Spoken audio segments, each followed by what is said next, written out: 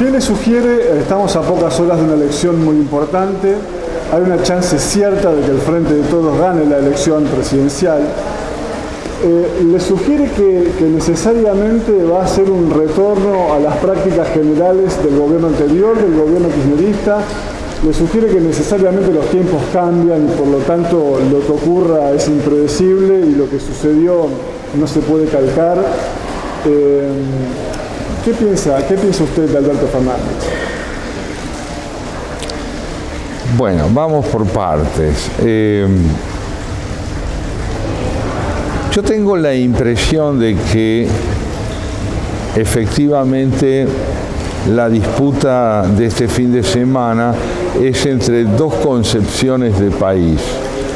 Uno, que no ha logrado afianzar el republicanismo, que es el actual oficialismo, y el otro, que no da pruebas muy claras de que aspire a afianzar ese republicanismo, puesto que está compuesto por representación de fuerzas que se orientan, si nos atenemos a uno de sus elementos constitutivos, que es el kirchnerismo, hacia la repetición de modelos de fuerte hegemonismo personalista y caudillesco, como el representado por la candidata a vicepresidenta.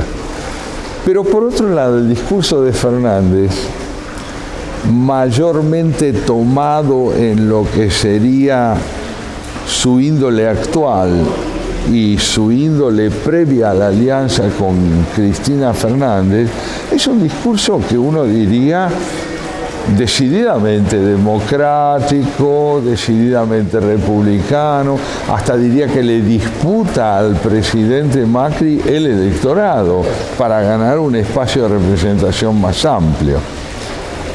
Entonces tenemos a la oposición actual agrietada por una ambigüedad discursiva que está representada por la intención del candidato Fernández de presentarse como un hombre que aspira a afianzar el sistema en el marco de la ley. Discursivamente hablando, si nos atenemos a lo que decía antes de la alianza con Cristina y a lo que dice a partir de su candidatura.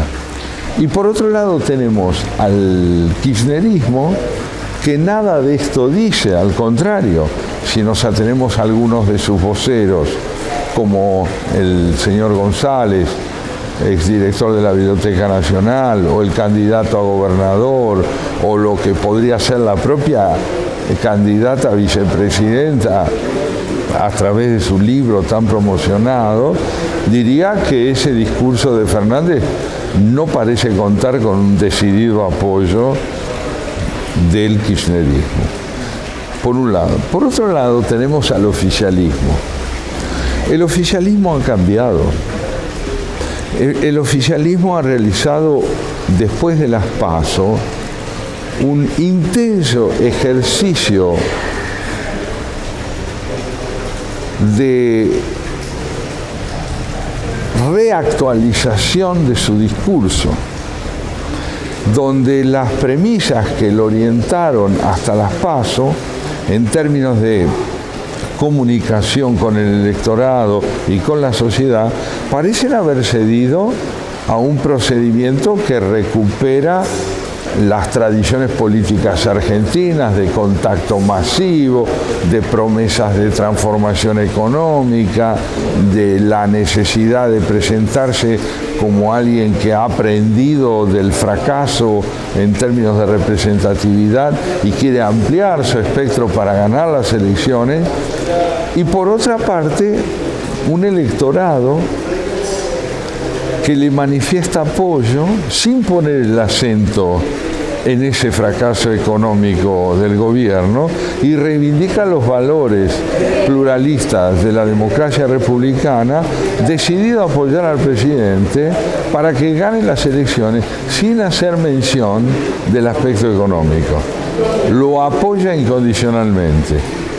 Entonces es un panorama complejo, se diría que hay cuatro fuerzas en disputa dentro de la oposición dos y dos tendencias dentro del oficialismo.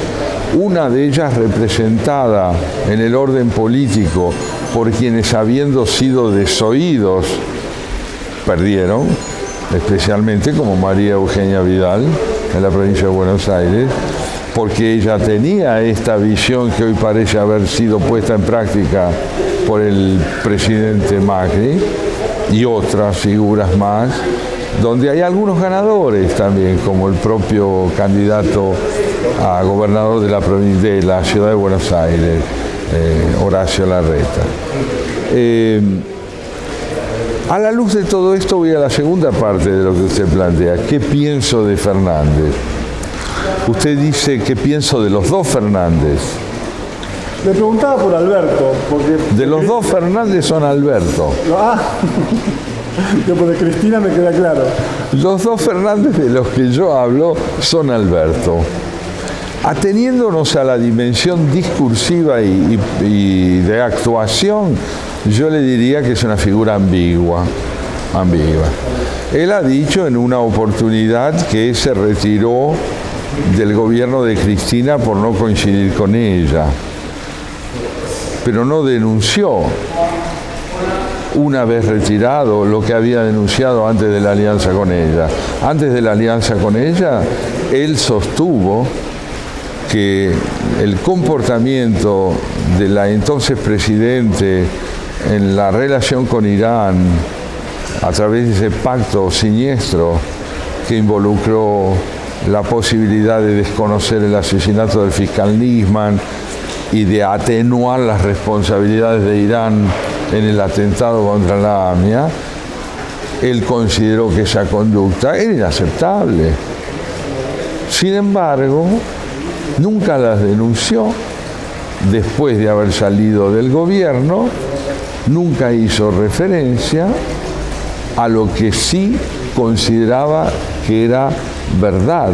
Se limitó a acatar el pacto o el acuerdo que hizo con la presidenta de entonces para ser candidato a presidente ahora, y de otras manifestaciones que tienen que ver con la prensa, donde se mostró bastante intolerante.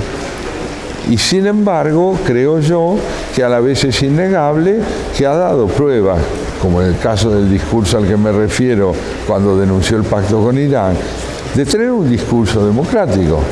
De manera que uno de los dos va a ganar, si gana las elecciones Fernández, en las próximas elecciones. O, cosa que no desmiente la tradición argentina, la ambivalencia volverá a gobernar su conducta, porque el gran desafío que tendrá Fernández por delante es o acatar las decisiones de la vicepresidenta o liberarse de la hegemonía de esa influencia, aun cuando le garantice quizás a ella la posibilidad de no quedar comprometida con la ley, como las causas que tiene pendientes lo podrían determinar.